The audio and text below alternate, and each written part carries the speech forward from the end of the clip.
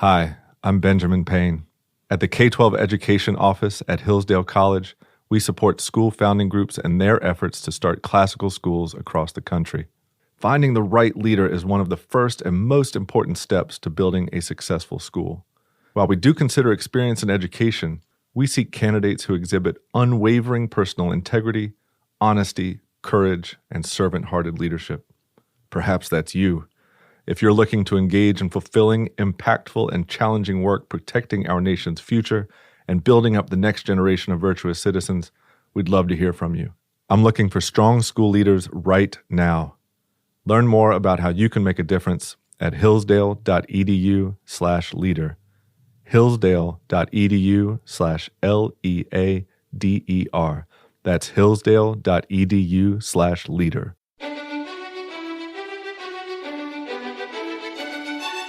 Welcome to the Hillsdale College K-12 Classical Education Podcast, bringing you insight into classical education and its unique emphasis on human virtue and moral character, responsible citizenship, content-rich curricula, and teacher-led classrooms. Now your host, Scott Bertram. We continue a series of episodes from presentations delivered at Hoogland Center for Teacher Excellence seminars. The Hoogland Center for Teacher Excellence, an outreach of the Hillsdale College K-12 Education Office, offers educators the opportunity to deepen their content knowledge and refine their skills in the classroom. These one-day conferences are hosted during the academic year in cities across the nation and feature presentations by Hillsdale College faculty, K-12 office staff, and leaders in the Hillsdale network of member schools. There is no cost to attend, and attendees may earn professional development credits. Currently, the Hoogland Center is hosting a series exploring the art of teaching a variety of subjects. To learn more about upcoming events, visit our website, k12.hillsdale.edu. Thank you for being here today. It's lovely to see so many of you. Fellow educators, thank you. And thank you, Kyla, for that very kind introduction. My name is Penny Jenson, and I'm very honored to be with all of you here today. I know many of you have journeyed far and wide to get here to Cincinnati this morning, and I am delighted to be with you, to share in our common commitment to educational excellence. Like you, it is this commitment to growth and educational excellence that also brought me to Cincinnati, although it was not for the Hoogland Center necessarily, but to teach at a classical school. At the time, I was very determined to pursue a career as a teacher, but a little uncertain where exactly that would be. Fate would have it, along with the headmaster of our school, Mr. Michael Rose, who you will hear from later today, that I would join the founding efforts of Cincinnati Classical Academy, a tuition-free public charter classical school located about 20 minutes north of here. I taught third grade there for 2 years and loved every moment. Of course, there were challenges, as all face in their first year of teaching, which many of you in the room probably are quite well aware of. But I was lucky enough to have supportive coworkers, a very grateful parent community at our school, and some of the sweetest third graders who gave me a lot of grace and, unbeknownst to them, motivated and pushed me to become a better teacher and a better person. This last year, I took on a new role at the school, now serving as the dean of our lower school, which encompasses grades kindergarten through fourth grade. My 3 short years in education have indeed taught me a lot, but I also recognize that I still have a lot to learn as a very young person in this field. So with that, I thank you for showing the curiosity and interest in today's topic, and I hope that what I have to say is worthy of your time today. So today, the focus of our discussion will be on grammar instruction and its importance in elementary school. I hope to answer a few questions. Why teach grammar? Why teach grammar specifically to the young student? And finally, if we deem grammar worth teaching, how then should it be taught?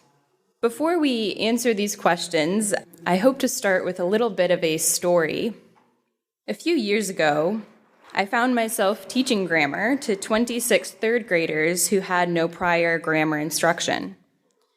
The students represented a very wide range of academic ability due to it being the first year, that Cincinnati Classical Academy officially opened its doors.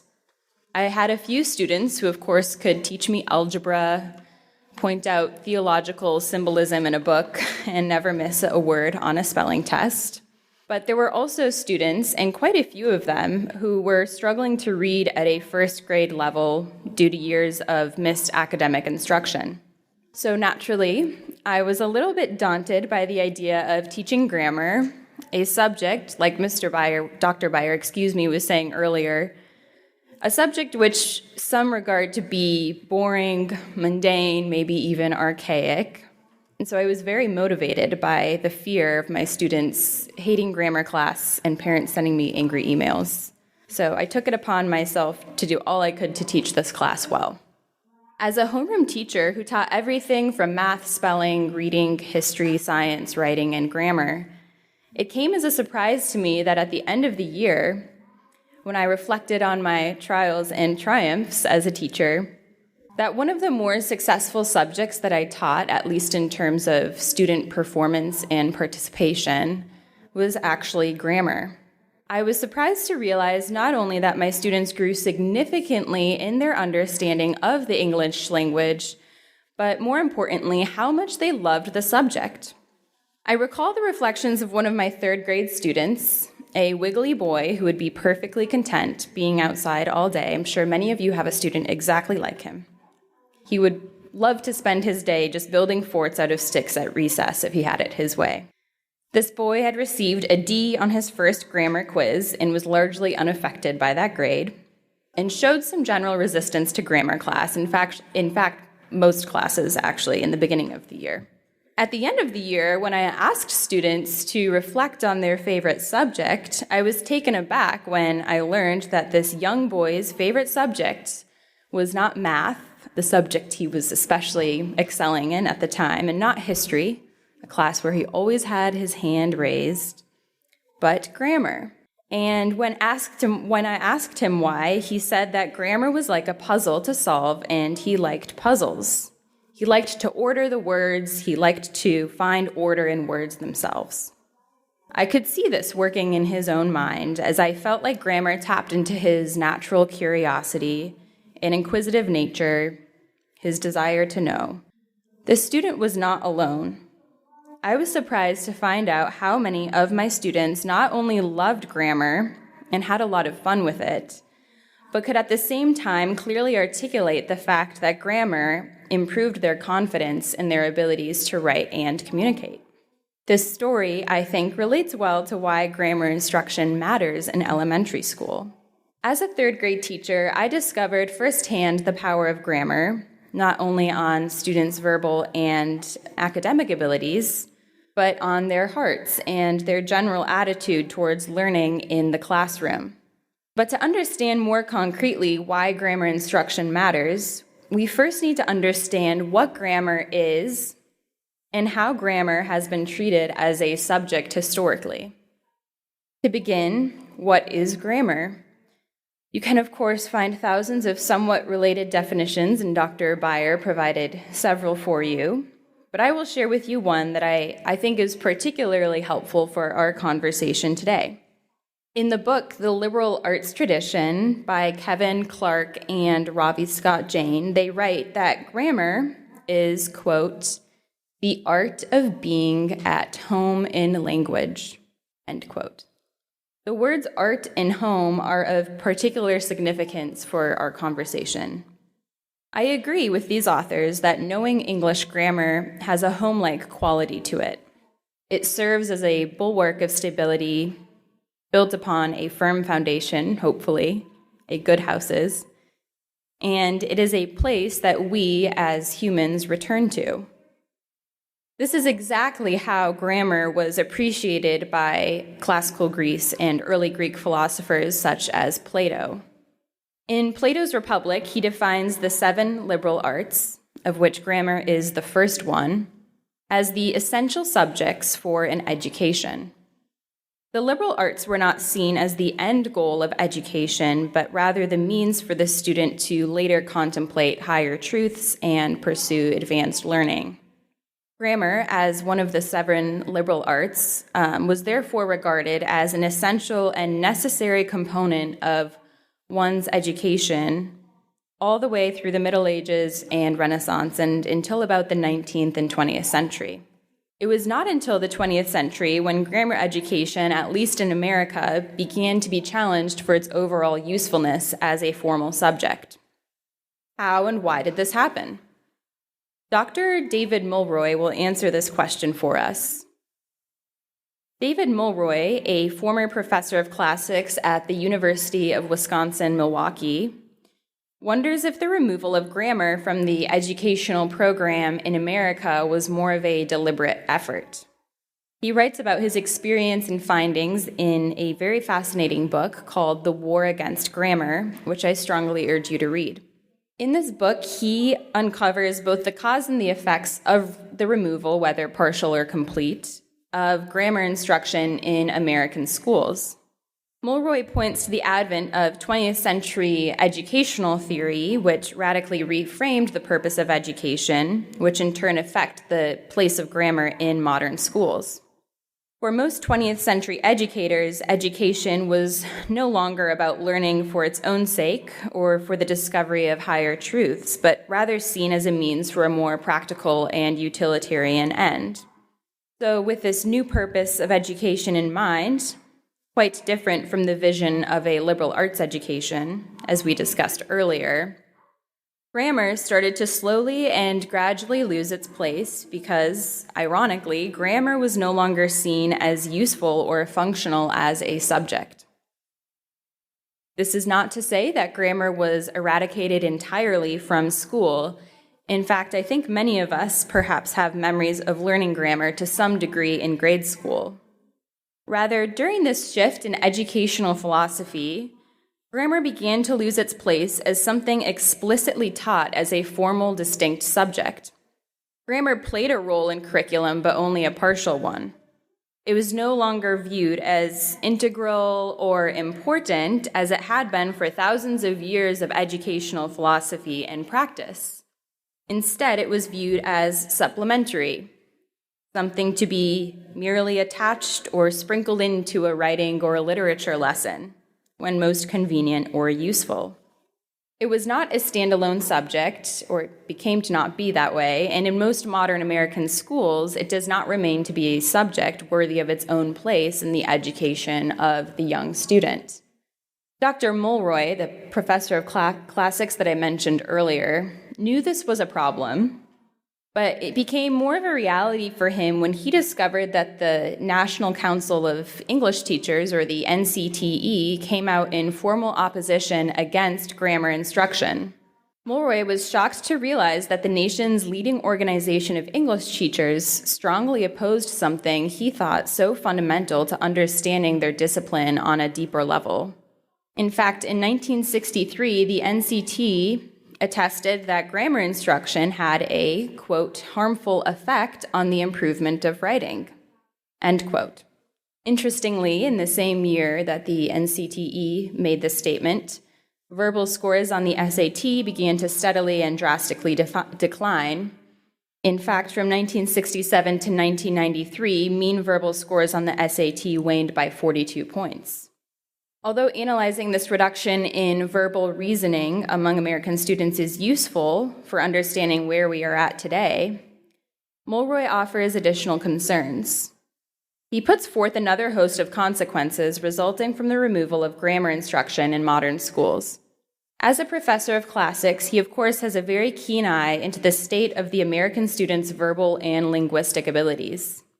Throughout his work, he also noted a sharp decline in students both joining and remaining in foreign language programs which naturally require a student to possess strong verbal proficiency and understanding of language.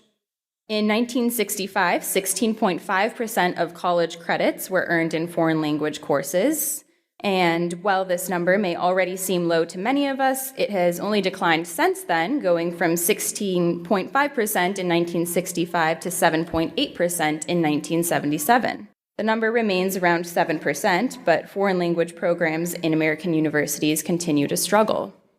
Mulroy thinks the lack of critical thinking and communication skills and knowledge of language is largely due to the loss of grammar instruction in American schools.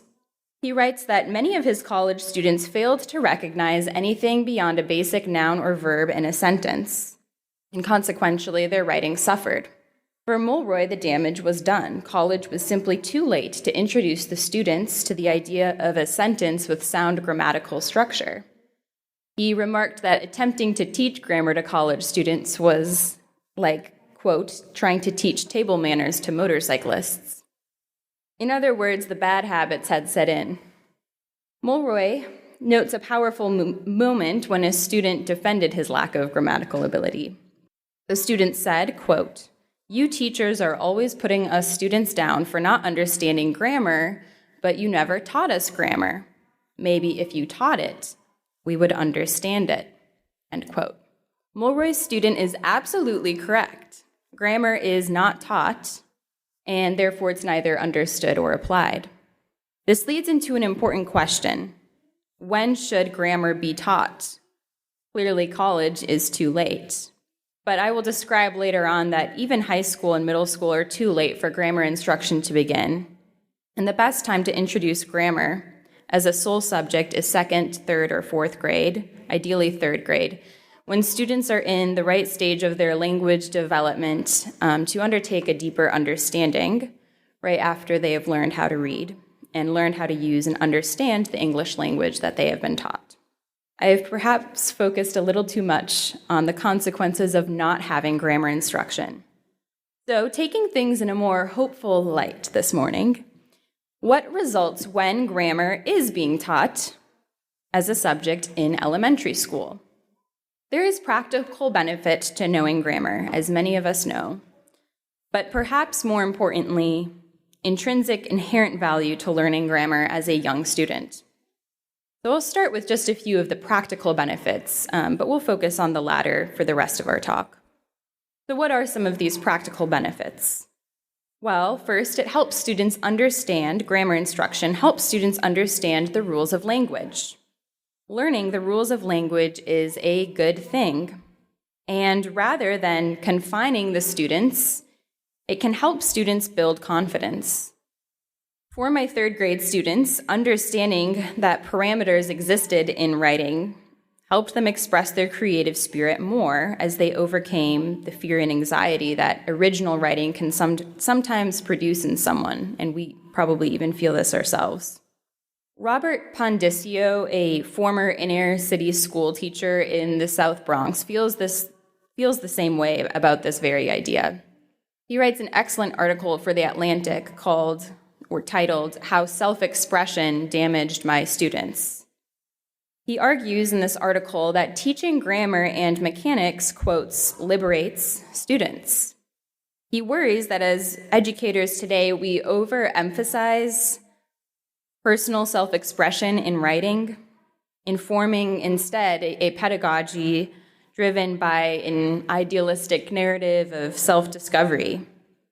Although there is nothing objectively wrong with projects like personal narratives or creative stories, students, especially in the younger grades, are unable to properly express themselves because they do not have the proper tools to do so.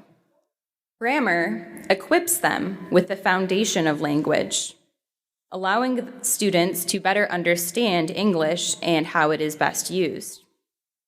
Pondicio writes, quote, "Kids are more likely to become engaged, thoughtful writers if they feel comfortable and competent with language." End quote. I strongly attest to Pondicio's statement. Teaching and now leading at a school that explicitly teaches grammar, our students flourish in their oral and written schools when they understand how language works. Or to go back to the definition earlier, when they feel at home in the English language. Writing is no longer a mystery or a struggle, but a way to still express themselves within parameters that make their oral and written work both sound and beautiful. So, as we discussed, grammar is useful and practical, clearly benefiting cognitive and communicative skills. But what does it do for the human person, or for the sake of our discussion today, the child? Grammar instruction contributes to the development of good habits. Grammar requires careful attention to language, whether oral or written, attentiveness to detail, intricacies, and structure within the written word. Practicing observation and care for the written language encourages students to practice this deliberation before action, to think before they write or speak. Students begin to find order in language and believe in its beauty. Moreover, this act of examining words and their meaning and use teaches students that good writing is not just a matter of the words you use, but the structure in which those words fit into. I learned this lesson myself when I studied the form and structure of sentences from great authors like C.S. Lewis, Dostoevsky, and Annie Dillard. What you learn through dissecting a sentence's grammatical form is that although the words matter, perhaps the real beauty and power in a group of words lies just as much, if not more, in its grammatical structure and order. This art of analyzing and diagramming sentences, a subject that Dr. Copeland will explore later today, I believe teaches students habits of careful observation with an eye toward order. They learn that good writing is not something to be rushed, but the result of continual crafting. Grammar has an impact on a student's heart. In my experience teaching this subject, one of the most pivotal moments in the classroom is when students realize that there are hundreds upon thousands of adverbs or words that can describe simple verbs like run, walk, or eat. It is a joy to see the excitement in the room when students understand finally what an adjective is, where to locate it in a sentence, how to include it in your own sentences, and then to find adjectives that relate to historical figures learned in class, such as Cincinnatus or Emperor Nero, to use one of my own examples there. It is through these profound moments in the classroom where students find creative potential within them that they never really knew existed. This love and knowledge of language acquired through grammar instruction improves a student's ability to read and digest rich literature, exposing their minds to beautiful language and powerful truths. When grammar is taught, students begin to pick up how the great authors, use grammar and mechanics to strengthen their narrative. Furthermore, studying grammar moves the student's heart toward the ever-growing pursuit of moral character and virtue, shaping the person that the student becomes. Consider how the virtue of humility develops in the serious student of language. Learning correct grammatical form and then attempting to write your own sentence gives a student, it gives myself actually too, an appreciation for those before them who spent their lives crafting words into beautiful works of art. Once students begin to understand how complex language actually is, they begin to appreciate the work and talent it takes into making sense of words. Students can best learn this through the great authors. As an example, after my students learn adjectives, which takes quite a while, it's a little bit of a hurdle, I would read to them works of Laura Ingalls Wilder, removing all of the adjectives from the sentence or groups of sentences. Reading the book Farmer Boy by Laura Ingalls Wilder together, we marveled at how she described food so well that we could almost taste it in our mouths. Descriptions like the following. Almanzo ate the sweet, mellow, baked beans. He ate the bit of salt pork that melted like cream in his mouth. He ate mealy boiled potatoes with brown ham gravy. He bit deep into the velvety bread spread with sleek butter, and he ate the crisp golden crust. Maybe some of you are also getting a little hungry after reading that. Then, to prove my point to the students, I would remove the adjectives. And this is when you remove the adjectives from the sentence, this is how it reads. Almanzo ate the beans. He ate the bit of pork. He ate potatoes with gravy. He bit into the bread with butter, and he ate the crust. This is a magnificent moment in the classroom. Students recognize what good literature is, and they begin to pursue it. Through knowing grammar, students are able to thus appreciate this knowledge, motivating them more than ever to choose their words thoughtfully. They aspired to one day be just like Wilder. And I, along with my students, also felt this humility in the classroom, perhaps more so by my students themselves. In studying grammar, some of them got quite good at it. And I myself became a student of their pure wonder, delight, and most importantly, their desire to become something greater. Consider the virtue of perseverance. In the 3rd grade, we begin recognizing simple subjects and verbs with 2-worded sentences such as wind blows, children run, flowers grow. Basic noun verb. Over time, we add words to the sentences, beginning with adverbs, adjectives, and moving into prepositions, prepositional phrases, direct objects. Showing students the natural progression of building a simple sentence like wind blows to a sentence like the treacherous wind blows and swirls fiercely in the night sky, they feel a deep sense of pride in their hard work and persistence. So, grammar, as we just discussed, has practical effects and, more importantly, inherent worth in learning. This follows into my concluding point. If we have determined that grammar should be taught, how then should it be taught? The answer to this question is rather multifaceted. I'm going to first focus on when it should be taught, and then finally draw our attention toward different pedagogical tips to teach grammar that I hope you can bring home with you today. Grammar, as we have determined, needs to be taught as its own subject. In other words, it is ideal to have time in your school day devoted solely to grammar instruction, rather than working grammar in tandem with literature or composition. Grammar will, of course, influence both literature and composition, but in order to do so to its fullest effect, it needs to be taught by itself. For this reason, among others that I will get to, grammar should be taught in the elementary grades, ideally starting in 3rd grade. By the time a student reaches 2nd and 3rd grade, they've entered a critical point in their development and mastery of reading. They are ready to take their study of language to a deeper level. This is not to be said that kindergarten through 2nd grade classes need not incorporate any grammar instruction.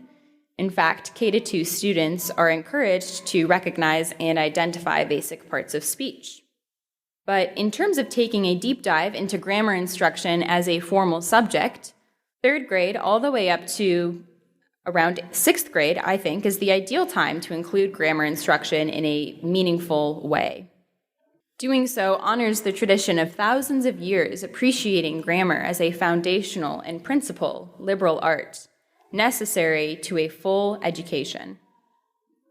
When grammar is introduced as a subject in 3rd through 6th grade, it is best taught in a gradual and scaffolded manner.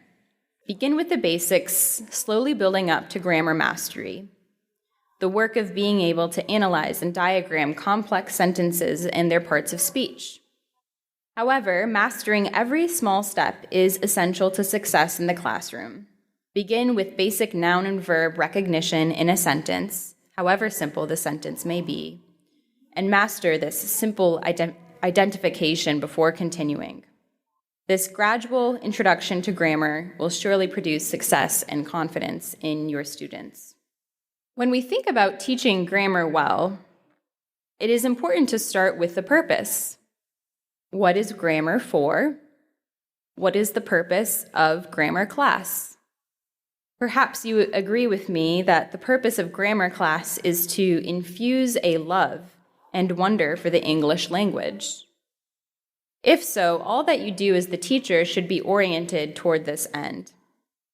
With this purpose in mind, plan your lessons effectively around this idea of instilling delight and higher thinking in your students. Every strong lesson, and this is also an idea from Dr. Copeland, should have a beginning, middle, and end, but it's of course a tried and true idea. The beginning should incorporate review of previously learned material. The middle constitutes the heart of the lesson, the body of the lesson, and the end is a great opportunity to review new concepts. Ensure that your lessons are filled with a wide variety of activities to increase engagement among all students and exposure to the many different strategies and complexities within learning grammar. Balance explicit teaching of the concept, guided practice, and a small portion of independent work. However, do not let these more prescriptive and technical aspects of formulating a lesson plan inhibit you from bringing life into the lesson itself. Within the process of ensuring that your lessons are filled with a wide variety of activities that increase both engagement and exposure, here are just a few practical pedagogical ideas that I have either incorporated into my own classroom or have observed in other teachers of grammar. The first is to use analogy to explain difficult concepts, of which there are many in grammar. Analogy helps students relate something more abstract, such as compound subjects, to use an example, to something concrete. For example, perhaps you want to explain to your students what compound subjects are.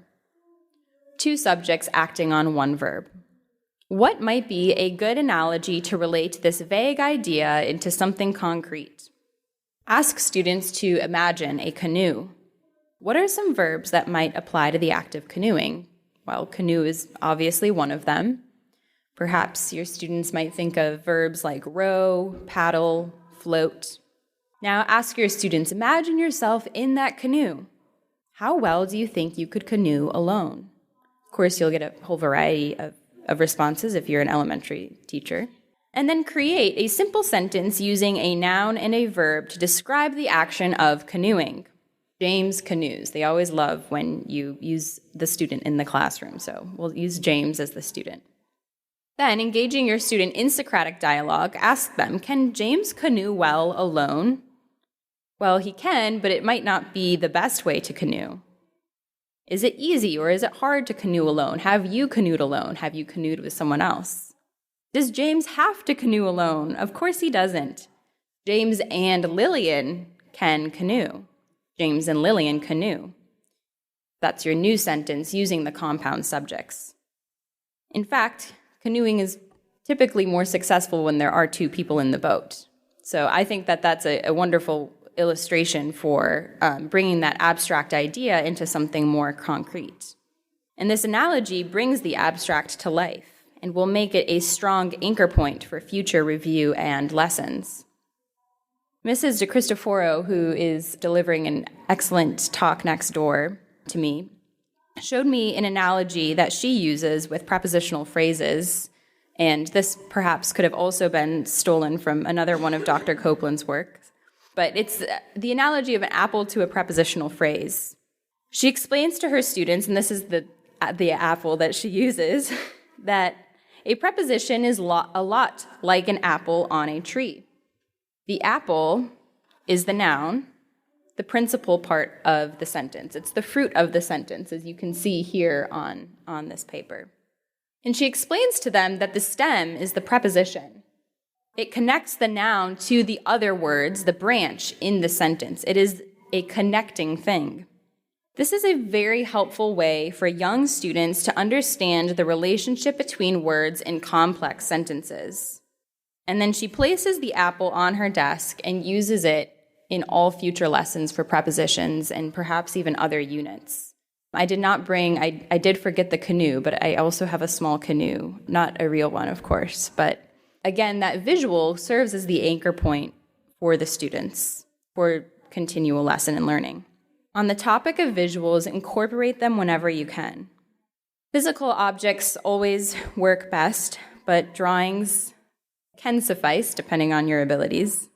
If we go back to the canoe example, perhaps you want to draw a canoe on the board with 2 people rowing.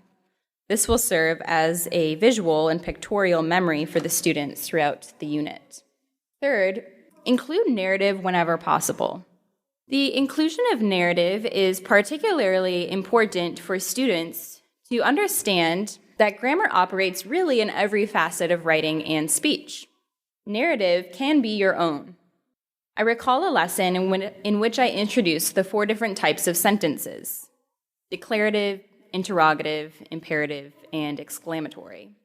I didn't feel very comfortable using the more distant examples in the book because they didn't really relate well in our curriculum, didn't really relate well to our classroom culture. And so, again, doing my best to try to teach grammar well, I put the words of a true story from my life. In fact, the event that I described happened that morning when our hen, named Parsley, sadly met her demise through the cruel plan of a neighbor fox. Students came back to this story the entire year. In fact, they could not stop talking about Parsley. They drew Parsley, they told their parents about Parsley. Everyone was very sad to hear about Parsley's death. But they invested themselves in the concepts of the 4 types of sentences, largely because they were invested in the story to begin with. Narratives also work well in the form of grammar books. I brought a few here today. These are also examples from Mrs. DeCristoforo. She is the queen of resources at our school. But here are examples. These are books by Ruth Heller where she brings the ideas of adjectives and adverbs and other parts of speech into writing. And these are books that are great to use as a form of enjoyment and learning, to bring, again, additional exposure to complex topics. You would hope to avoid to just teach the definition, even though definitions and terms are extremely important. On the subject of narrative, seek to apply grammar instruction into literature and reading. Once students understand a prepositional phrase, their eyes will find them everywhere. Practice locating parts of speech in sentences from literature. Ask your students, what makes this so difficult? Or, back to the Laura Ingalls Wilder example, what would happen if the author ignored the use of adjectives? Relating literature and grammar teaches students to be attentive to the grammar and mechanics of good writing. One of our teachers uses this poem called The Battle of the Tempest by James Thomas Fields to further explore prepositional phrases. Incorporating movement in her class, she has students come up and hold the poem and locate the prepositional phrase. So again, it's important not just to find the parts of speech in basic sentences, simple sentences, but to apply them to literature and, as Dr. Beyer was speaking earlier today, to poetry. Whenever possible, incorporate movement to get students up and engaged in the activity. Gather your students in a circle and throw a beanbag to each other to determine adverbs for a verb or adjectives for a noun. If you are using song or rhyme to memorize grammar rules, incorporate memory tools such as hand gestures. Practice verbs by playing a game of charades. Involve students in the learning. I brought one last example from one of our teachers. So she has students come up to the room and make the sentence. Here we have the gray hawk flew. The branches, obviously it's missing something. It's missing prepositions. We have around, above, and under. So you can have students in the front of the classroom changing out different prepositional options there so they can see, and so you can actually ask the students, how does the sentence's meaning change based off of just the deletion or substitution of one word, of just the preposition? Students really enjoy talking about those things. Songs and chants are a wonderful way to enliven memorization of basic grammar rules and parts of speech. If you're like me, you probably just had to know what the definition of a noun was. So applying it to a song or a chant really impresses the student, and that idea carries with them throughout their education. I am always inspired by two of our teachers at Cincinnati Classical who have placed pianos in their classrooms, putting basic ideas and concepts to rhyme and song. It's a very beautiful thing to hear in our hallways. The students are again engaged in this act of joyful learning, and the songs and chants serve as excellent memory devices. Finally, and most importantly, the teacher must act as the leader in the classroom, modeling a proper love and respect that the great history of the English language deserves. The teacher must know grammar well so they can teach it from the heart. Be a student of the subject yourself so you can better transmit the knowledge you learned to your students. If you are asking your students to write a sentence including a unique adverb, write your own and share it with the class. You will be impressed by some of the sentences. Participate in this active learning with them, delighting in the mystery of language. Use elevated, grammatically sound speech yourself, and show a reverence toward the beauty and artistry of the written word. To conclude, as educators, we should take care toward fostering not just habits of the intellect, but habits of the heart. Grammar does just that. Or as the British poet John Milton says, taught well and wisely, it leads to virtue, delights the soul, develops a taste of and sense of right and wrong. I think that quote by John Milton well sums up our conversation today. If grammar is the art of being at home in language, then being at home in the English language is a good thing for elementary students. The art and capacity for language is something distinct to our humanity. And so it is only proper that we should lead students through wonder and joy into this beautiful world of words.